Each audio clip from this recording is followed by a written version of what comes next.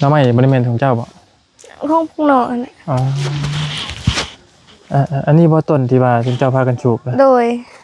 ปลูกเองบ่เนี่ยโดยปลูกเองทำนี่มันสูบได้หรือบ่เนี่ยบ่ได้มันยังอ่อนต้องมันทำได้อย่างเก็บสูบได้มันแก่ซ้ต้องมันใบมันเดืองมันหยังก่อนบ่ำโดยทำนี่เนี่ยมันคือสูบบ่ได้บ่อ๋อจักสูบอันปลูกตะดนนะบ่เนี่ยน้องดนเลยเอาหยังก็ส้นเผากระตู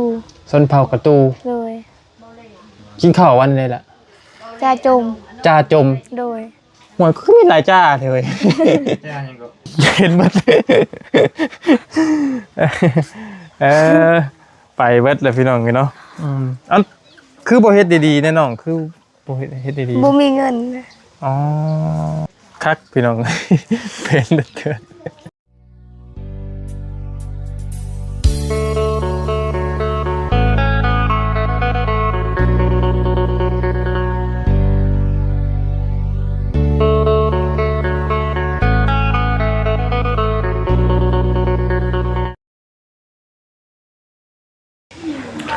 ทักทายกับสบายดี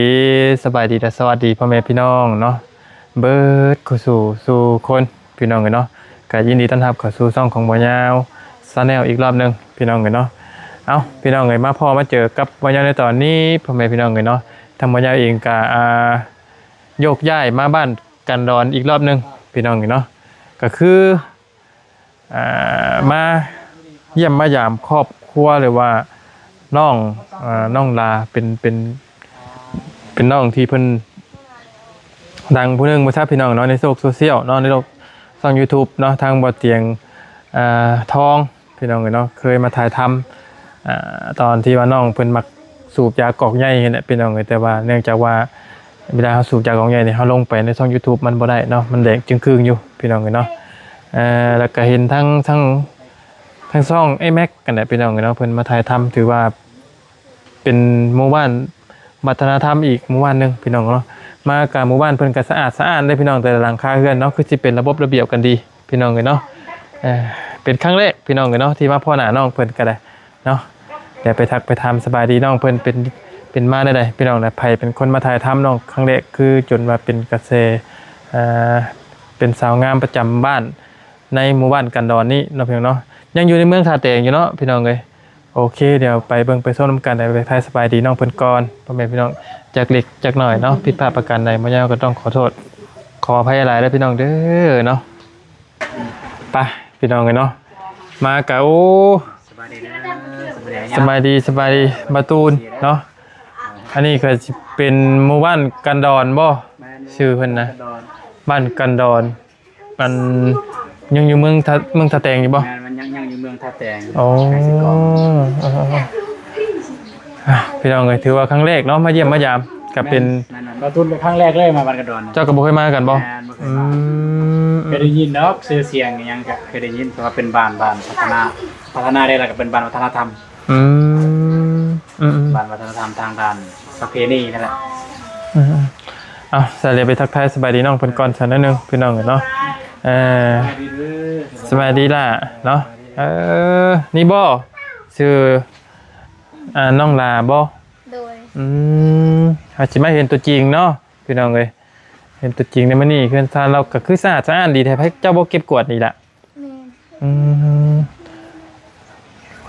แบบเพื่อนซ่านเราสะอาดเนาะพี่น้องหมู่บ้านเจ้าเนาะแบบเพิ่นต้องให้แบบให้สะอาดตลอดบ่หรือว่าเฮ็ดเองเฮาจะตามเจออยากเห็นเพราะว่าเป็นตามถนนหนทางนี่มันสะอาดเบิดเนาะบ่ถิ่มชาชายดีนะเนาะพี่น้องเลยโทษเด้อเป็นพวกลงขี้เหงื่อนะเฮาเก็บจูดเอาบ่ใส่เจ้านะใส่เจ้า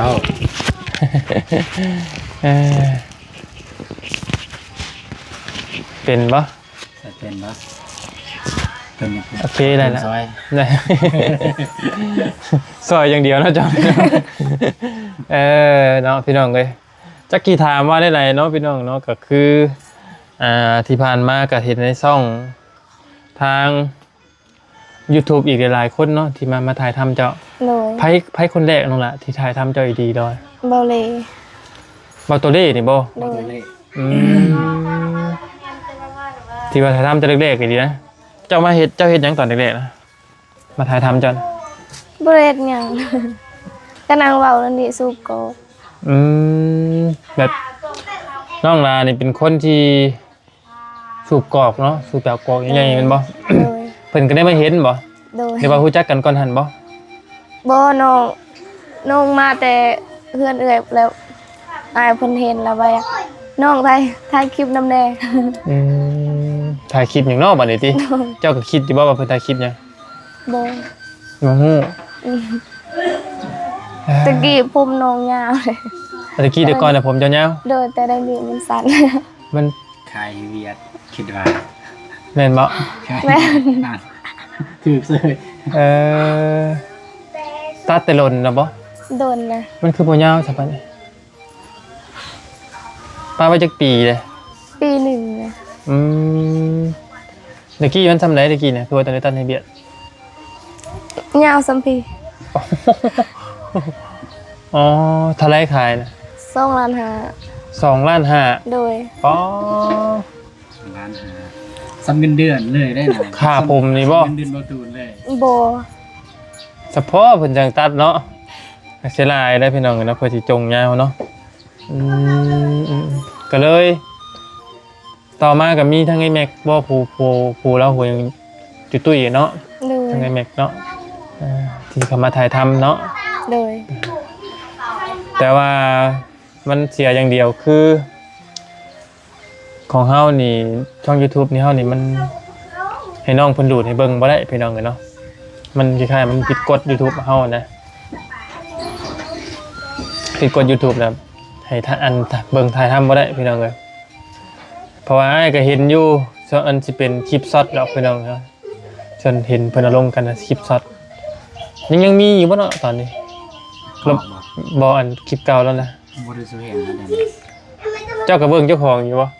เบิ่ง เบิ่งจากช่องไป สอง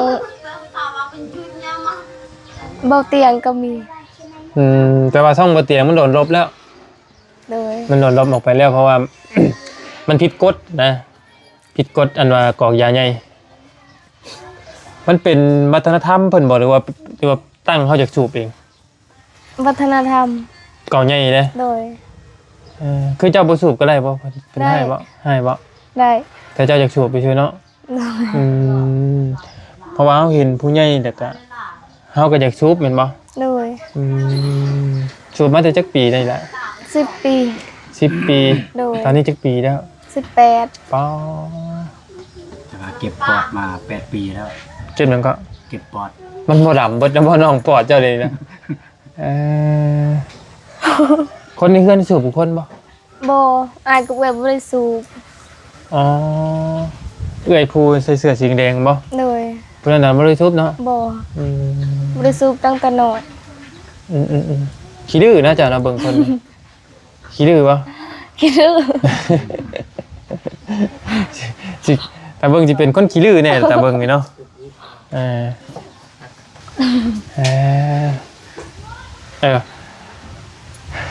ฮอดว่าขี้ดื้อเนาะ คิดดื้อ คือสิขี้ดื้อเติบต้องอยู่คนนี่เนาะ ไม่ว่าคิดดื้อ คิดดื้อสุดแล้ว ขี้ดื้อสุดแล้วมึนบ่ โดย มึนบ่มึนกับขี้ดื้อนี่คนละอย่างกันเนาะ คนละอย่างเลย อืม คือแบบมึนคือบอกบ่ฟัง พอๆกันนั่นแหละ คล้ายๆกันเนาะ งานคล้ายๆกัน แต่ว่าเบิ่งนี่อันรูปเจ้าตะกี้ในช่องเจ้าตะกี้เจ้าจากตัวใหญ่กว่านี้เนาะมันมาเห็นตัวจริงคือตัวน้อยๆ ตะกี้ตัวใหญ่บ่ อืม ตัวน้อย ใช่กัน หลาย เนาะ คนมาจ้าบ่ตัวเล็ก ก็น้อยสักพี อืม บ่เคยใหญ่บ่เคยอ้วน บ่เคยใหญ่บ่เคยอ้วน โดย วัดทำนี้ โดย ความสูงเท่าไหร่ล่ะ บ่ฮู้บ่ได้แท้ มันคิดว่าไม่ท่า แม่นฮะ ตุ้ยชมก่อยหรอกมันแถวนี้นะ เม็ด50บ่ สบายดีได้อ มา สบายดี เนาะ จ้าจ้าจ้า มากับบอดี้ เดี๋ยว คือเก่าพี่น้องเนาะพอดี มาเยี่ยมมายามคือเก่ากับปาสิมาเยี่ยมมายามแต่ลนแหละพี่น้องตั้งแต่ว่าบ่ยาวมาเมืองท่าแตงครั้งแรกเนาะแต่ว่าบ่มีโอกาสนั่นแหละมื้อนี้ก็เลยมาเยี่ยมมายามอยู่นํกันจักคนน้องในเฮือนในชานจัง 6 คน รวมเบิดนี่นะ 8 คน 8 คน โดย มีเมย์แล้วมีลูกกี่คน 6 คน 6 คน โดย จะเป็นคนลูกที่เท่าไหร่ ยัง2 คนกับเอื้อยอยู่เพื่อน บอกความหมายจะเป็นลูกหลาบอกคือลูกยัง โดยลูกหลาน ลูกสาวหลาเนาะ โดย อันนั้นเป็นกระสอบยังน้องอะไรเป็นคือ ขี้งัว ขี้งัวไว้ใส่ โด เนี่ย ย เอาไว้นะ เอาไว้ใส่ในปลูกในฝังนี่บ่ โดย อ๋อไปได้มาแต่ใส่ขี้งัวคือบ่ได้เห็นมีงัว ก็ไปหาอยู่นะ งัวเพิ่นบ่ได้เอาเข้าบ้านบ่ บ่ อ๋อรักษาความสะอาดบ้านได้เนาะ บ่สู้เห็นได้สัตว์แต่บ้านเนาะ เพิ่นเอาไว้อยู่นอกที่หน้ามันบ่ แม่น บ่ยังคนหลักว่าล่ะ ก็บ่รักดอก เคยเนาะพอมันมันเปื้อนนะเนาะ โดย ก็เลยใส่ขี้งัวเอาขี้งัวใส่กระสอบมาไปใส่เครื่องปลูกเครื่องฟังพี่น้องเนาะเมนอยู่บ้านเฮานี่ยังเข้าเก่าเนาะ บุญเบิด ทางบ่ ขี่รถไปเหยียบแตกก็บ่กอกยานี่บ่ที่ว่าเพิ่นสูบมันเนาะ แม่น เดี๋ยวน้องมาจับเบิ่งได้บ่จับอีกซิบ่ ไปพายไปเบิ่งได้บ่เนาะได้อยู่บ่พายังได้เบิ่งผิด ได้ บ่ได้ผิดหยังแล้ววะ บ่ บ่ได้ปลูกบ้านปลูกหยังไว้หั่นแล้ววะ บ่ อายันเนาะพาไปเบิ่งเนี่ยจบอันนี้เป็นยังน้องของครัวบ่เนี่ย ห้องน้ำ ห้องน้ำเจ้า โดย โอ้ห้องน้ำของได้แล้วพี่น้องกันเนาะเดี๋ยวเชื่อกันอันนี้น้ำไม้ยังน้องน้ำไม้ยังไงนี่ บ่ฮู้ มอง บ่ เอ้าจะบริโภคเป็นของเจ้าบ่บริเวณของเจ้าบ่น้ำไม้น้ำไม้บริเวณของเจ้าบ่ ห้องพวกนอนน่ะ อ๋ออันนี้บ่ต้นที่ว่าเจ้าพากันสูบนะ โดย ปลูกเองบ่เนี่ย โดยปลูกเอง ทำนี่มันสูบได้หรือบ่เนี่ย บ่ได้มันยังอ่อน ต้องมันทำได้อย่างชีเก็บสูบได้ มันแก่ซ้ำนี้ ต้องมันใบมันเดืองมันอย่างก่อนบ่ โดย ทำนี่เลยเป็นคือสูบบ่ได้ บ่ อ๋อจักสูบอันปลูกตะดนนะบ่เนี่ยน้อง ดนเลย มีแต่อยู่ในนี่บ่ โดย บางอื่นเนี่ยบ่ได้มีบ่ บ่มี โอ้ไอ้ต้นมักคาโลนี่เนาะต้นมักคาโลนี่ปลูกมาจากปีได้ล่ะ 2 ปีเลย ใหญ่ไวเนาะเจ้าบ่ปลูกเองเครื่องพอง อ้าย ให้เพิ่น แม่น พักหญ้าขาหุ่นเนาะเพราะบ่ได้ซื้อเขามันบ่ แม่น อ๋อจ้ากินข้าวกินน้ำได้มื้อนี้ นะ กินข้าวกินน้ำแล้วบ่มื้อนี้ แล้วเลย เรียบร้อยแล้วยังกินมื้อนี้ ข้าวเปียก ข้าวเปียก โดย ไปกินอาหารเพิ่นบ่ถ้วยเท่าไรอยู่พี่น่ะ บ่ฮู้บ่เคยซื้อ เอ้าแต่เอามาได้ใส่ต้มเอง แม่นตัวเอง อ๋อข้าวเปียกข้าวนี่บ่ โดย โอ้เฮ็ดกินก็เป็นบ่เจ้าเก่งนะซะเนาะจ้าป้าซะมีแต่กับพุ่นน่ะมาเบิ่งอันอ้อมหมักแตงบางอย่างเราก็มีได้พี่น้องเนาะกล้วยก็มีเนาะอันนี้นี่ขายบ่นี่น้อง บ่ฮู้เด้ ของไผนี่ พอปลูก ของไผ ห้องพอ ต้นนี้จะเป็นขายทำต้นเท่าไหร่ บ่เคยขายบ่ฮู้ เอ้าขายจะเป็นขายบ่ซื่อๆเอาเนี่ยฮะต้นทุเรียนน่ะเพิ่นกล้าเอาบ่นะเพิ่นกล้าในมันบ่ แม่น จ้าไปเบิ่งกกยาบ่ดีเอ้ยกินนี่ เป็นจังได๋ ฮะ เป็นจังได๋สะพานบ่ เป็นจังได๋ก็ลายอยู่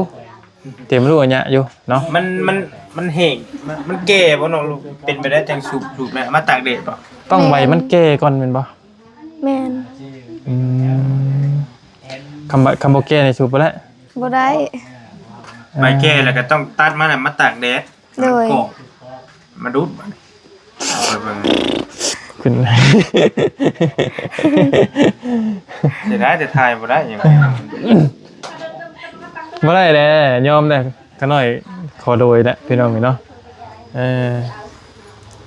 เอาเชิญมานั่งอยู่เตียงคือเก่าซะเนาะพี่น้องเอ้ยก็คิดว่าอะไรเลยจักคิดอันน้องนี่ชนเผ่าหยังก็ ส่วนเผากระตู ชนเผ่ากระตู โดย กินข้าววันเลยล่ะ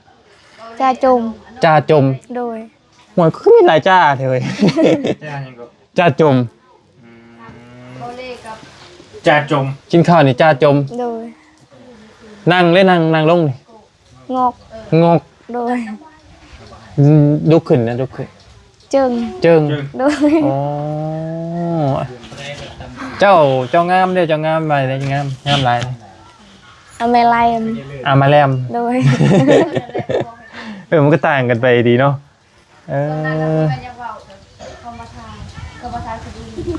คล้ายๆกันบ่กับของวาวบ่ตูนอันเดียวกันบ่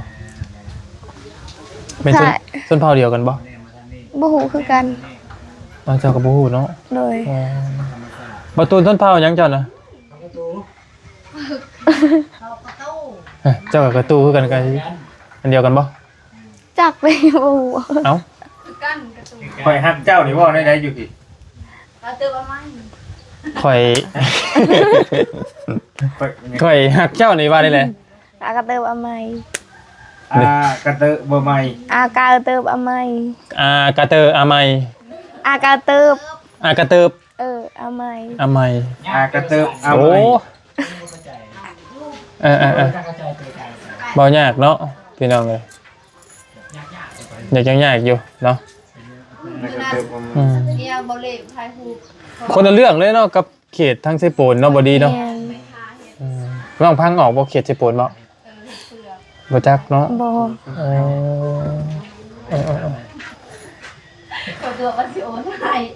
บ่ฮู้พี่น้องเอ้ยมันตึบเลยเนาะเมื่อวานนี่มีจักหลังคาเลยเนาะ บ่ฮู้ เจ้าก็บ่ฮู้บ่ โดยบ่ฮู้คือกัน อันนี้เป็นบ้านเกิดเมืองนอนเจ้าได้บ่ โดย เป็นบ้านเกิดเมืองนอนแต่น้อยแล้วเนาะ แม่น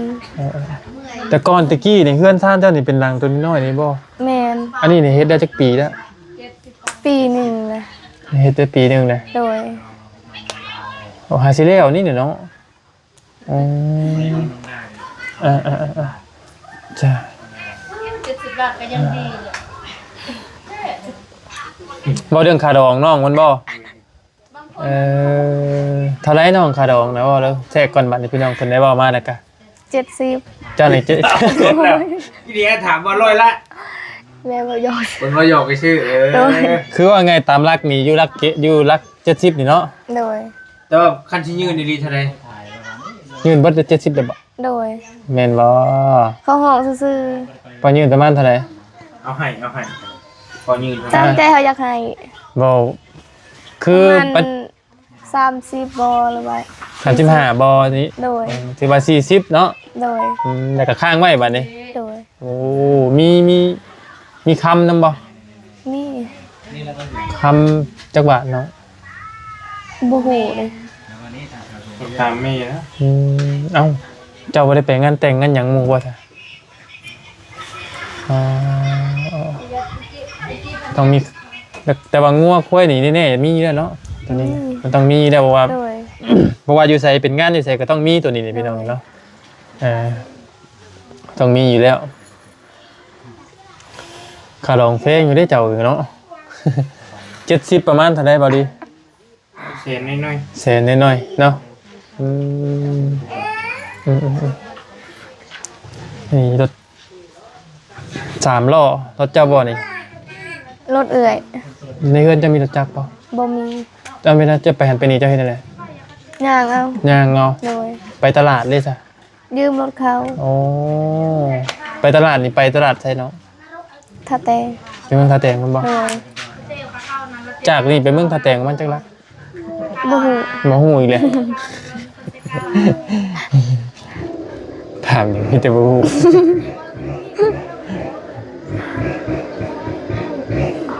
เอาถือว่ามาเยี่ยมมายามน้องอยู่พี่เนี่ยอากาศดีเนาะเพิ่นเนาะอากาศบ่ค่อยร้อนอยู่เนาะ ากาศบ่ค่อยร้อนเอาปานใด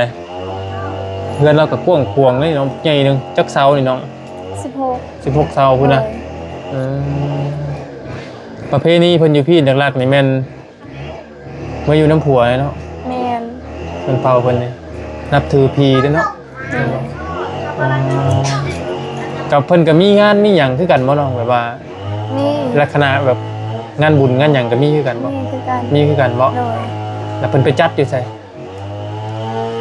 อยู่กวน บุญบ้านนี่นะ โดยอยู่กวน หม่องที่ว่าที่วงบอดี้เป็นไทยบ่ แม่น อ๋อปีหนึงเพิ่นจัดมีงานหยังแน่เพิ่นเอิ้นว่างานหยัง งานบุญเดือนสาม งานบุญเดือนสาม โดย มันสิเพิ่นสิเป็นแบบคล้ายๆอะไรลักษณะแบบใดแต่ว่าแน่นอนอยู่แล้วเรื่องขาง้อขากล้วยนี่มีอยู่แล้วมันสิเป็นลักษณะอะไร โอ้โห แบบมีพระลงพระขวัญบ่มีอหย่างแบบนี้บ่มีเนาะ บ่ อ๋อบ้านจะมีบุญลงไฟบ่ บ่มี จักอยู่ว่าบุญลงไฟคือหยังจักอยู่แล้วว่าบุญลงไฟน่ะ จักแต่บ่ฮู้บ่เคยไป โดย บ่เคยไปเล่นไปทันซะเนาะแต่ว่าสงกรานต์ทงยังกับเด่นด้วยกันบ่คือมีกันบ่ นี่ อ๋อ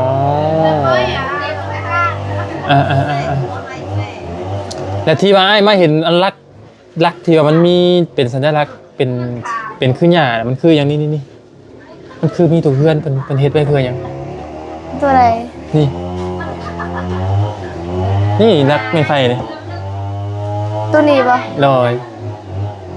ทานเขาผูกงัว เบ้านี่แม่น้องลักไม่ไฟตัวนี้ไหม แม่นเขาผูกงัวบางทีเขามีเหตุเลย อ๋อ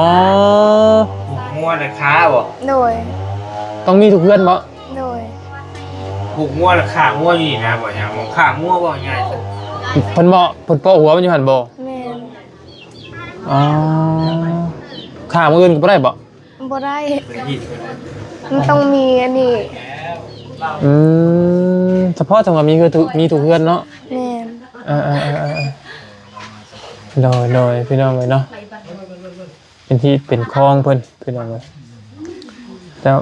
นับถือปีกับชิคล้ายเดียวกับตั้งสิโปนแหละเนาะบ่ต่างกันได้หรอกลักษณะเดียวกันนะเนาะ แม่น พี่น้องเลยเนาะไปได้สับบาทนี่พี่น้องเลยเนาะสีอันกับปะได้บาทเลยนานๆทีสิมาเยี่ยมมายามเนาะ โดย อันตรงตารางนี่เวลาฝนตกมามันบ่ท่วมบ่เนาะ ท่วมฝนตกหลายก็ท่วมมันบ่หลายก็ มันบ่ได้ถมเนาะ โดย บ่ได้เพิ่นบ่ได้ถมไว้พี่น้องเอ้ยแต่ในมือน้องเฮ็ดหยังแต่ในมือ บ่ได้เฮ็ดหยัง บ่ได้มีเวียกอีหยังเฮ็ดอยู่เฮือนอยู่ข้างบ่ ตอนแรกก็มันเต็มเขา ตอนแรกมีแต่นึ่งข้าว โดย นึ่งข้าวแล้วก็กิน โดย กินแล้วก็ไปนอน โดย ตื่นมาได้สับบัดเลยตื่นมาเฮ็ดหยังตื่นมา ตื่นมาก็มีแต่นึ่งข้าวเฮ็ดกินแล้วก็นั่งลินแบบนี้เลย ยังบ่มีงานเป็นหลักเป็นแรงว่าซั่นซะเนาะ โดย บ่ได้มีรับจ้างปลูกมันต้นบ่น้องล่ะ บ่ปลูกเบิดเลย ปลูกเบิดแหละ โดย อ๋อแต่นี่มีกาแฟบ่ บ่มี บ่มีเนาะ ปลูกบ่เกิด มันบ่ติดบ่ โดย อ๋อมันอากาศมันร้อนบ่ได้ว่านี่แหละ อากาศมันร้อน อ๋อคือใกล้กันยังร้อนอยู่เนาะ แม่น ทางนี้ร้อนอยู่บ้านอ้ายไม่ได้ซ้ำได้เด้ จ้า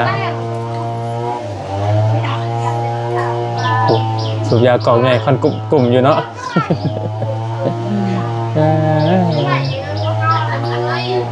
ป้าสวัสดีป้า แล้วก็ สิออกไปเนาะเบิ่งของน้ำของในเราเป็นตะเข่าอยู่บ่ เข้าแล้วสิเป็นหยัง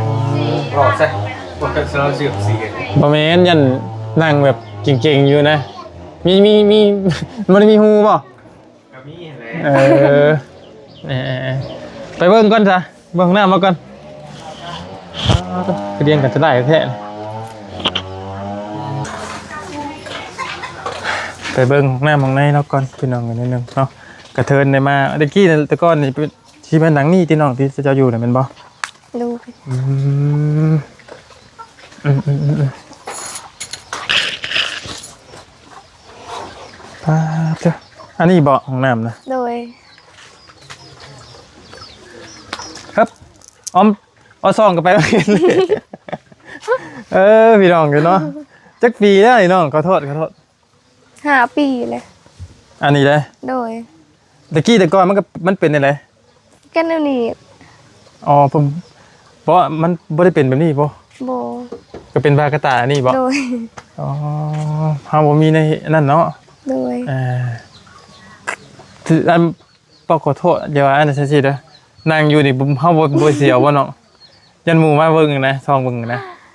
ก็คิดอยู่เนาะ ก็คิดอยู่ แต่มันจำเป็นเนาะ โดย ก็มีแต่พยายามเปิดหน้าไว้เนาะ โดย เวลาเขาเข้าไปให้คนฮู้ว่าเฮาอยู่ข้างในแม่นบ่ โดย แปมเปิดหน้าไว้แล้วก็เปิดโทรศัพท์เนาะ โดย เออ เปิดไฟ เพิ่นจังฮู้ว่าเฮาอยู่ข้างในเนาะบอกบ่ได้เด้พี่น้องเอ้ยพูดจังไรสินะ เห็นหมดไปเบิดเลยพี่น้องเนาะอันคือบ่เฮ็ดดีๆแน่น้องคือบ่เฮ็ดดีๆ บ่มีเงิน อ๋อพี่น้องเอ้ยห้องน้ำของในเราเลยพี่น้องเอ้าบ่ได้ยามห้องน้ำของในมื้อนี้เนาะบ่มีเงินสิเฮ็ด ใช่มันใส่บ่ใส่หลายปานนั้นนะน้ำอันว่าขายน้องน้ำของในนะแต่มันคือว่าได้เนาะเข้าไปก่อนหรือว่าเพื่อนคนอื่นก็เป็นเครื่องเจ้านี่บ่ ก็เป็นนั่นแหละคือกัน ก็แล้วแต่ผู้มีเงินเนาะ โดย ผู้มีเงินก็สิได้ดีแน่เนาะ โดย เจ้าใช้น้ำหยังใช้น้ำประปาบ่คือน้ำนะ น้ำประปา โอ้คักแล้วเนาะถือว่าคักพี่น้อง เป็นเดือดป้าจะน้องป้าไอ้ที่เมื่อป้าอะไรบัดนี้เนาะ นี่แต่ว่าโอเคแหละเพราะว่าไอ้บ่มีหยังมาบริสุทธิ์เลยเขามาเยี่ยมยามแต่เช้าเงินไอ้น้องมันพี่น้องเลยเนาะกลับปะอะไร ที่นี่ยุ่งแบบตัวยาวว่า จ้าปะบอดี้ออกมือได้บัดนี้เนาะออกมือครับแล้วเนาะมิตรบาโอเคแล้วน้องเลยมิแต่มื้อหน้ามื้อหลังสิ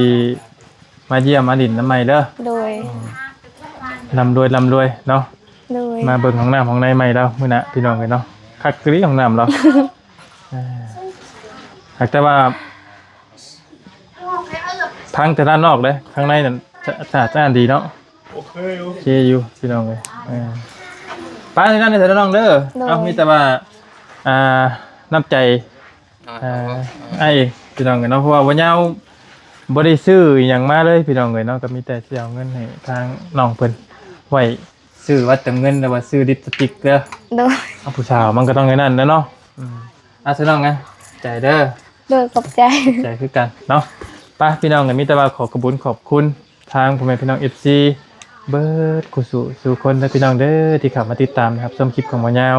คือเก่าคือเดิมเนาะสำหรับคลิปนี้ถ้ามันบ่งามนี่ใดหรือว่าผิดพลาดใดพลาดพิงถึงผู้ใดก็ต้องขอโทษขออภัยหลายๆเนาะพี่น้องเนาะถ้าหมอยาวบ่หยังบ่ถือบ่ต้องบ่จบบ่งามก็ได้เนาะอยู่ดีมีแฮงเบิร์ดกุศลทุกคนฝากก็ได้กดแชร์กดติดตามให้ทางหมอยาวคือเก่าและทีมงานเราแต่ได้พี่น้องเด้อเนาะถ้าอยากเขียนจากชอยน้องข้างหน้าของนายน้องเพิ่นก็แฮงดีพี่น้องเอ้ยไปละบ๊ายบาย